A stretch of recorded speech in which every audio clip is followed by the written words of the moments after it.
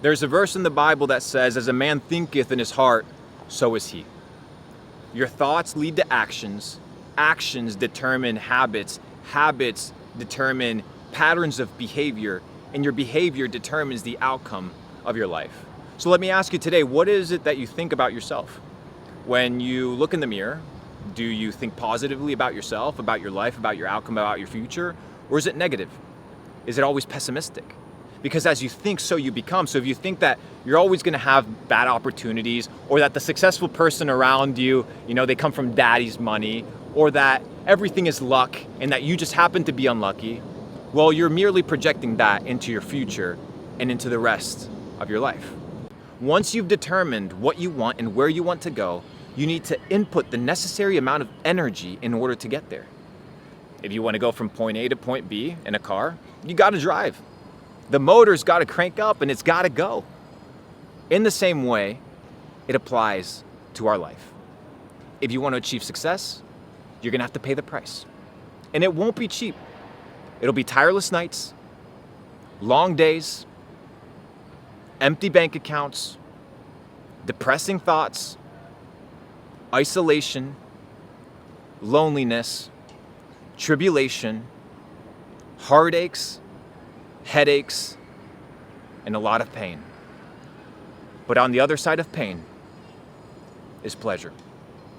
On the other side of pain is success. And if you understand that and you have that as the beacon in the forefront of your life, well, work becomes more bearable. The journey becomes more enjoyable because you understand that in due time you will sow, and in due time you will reap. So as a man thinketh in his heart, so is he. And what I've come to realize is that hate never comes from the top. It always comes from the bottom, usually from the little trolls living under the bridge. And what I've determined in my life is that if you don't put money in my bank, if you aren't going to be at my deathbed, if you aren't elevating me consistently and constantly, then your opinion is worthless and useless. If you have no money, if your health is terrible, if your mama isn't retired, and if your daddy isn't taken care of, shame on you. Especially if you're wasting time on the internet talking about other people who don't even know you exist. Instead of getting pressed, instead of getting jealous, and instead of projecting your insecurities and your bullshit on another person through internet forums, look at yourself in the mirror and ask, how can I change? How can I become better? How can I stop fucking wasting my time in my life?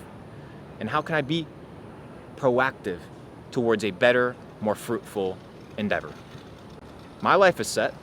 I come from the trenches. I come from Argentina. $200 in a motherfucking suitcase. Pressure wash basketball courts, clean toilets, flip motherfucking wings, toss them there behind the kitchen, worked in a dish pit, all the way to building a multi-million-dollar business. And none of it was done by listening to motherfucking haters and losers on the internet. And to my lovers, to my fans, to the people that follow me, remember one thing. On the way to success, on the path to the top, you're gonna have these little pebbles, these little minuscule worms in the way that will have something to say. But it doesn't matter. Their opinion is obsolete. Their opinion is irrelevant. On the way to success, the hate is inevitable. But let the losers do their thing, and we continue winning.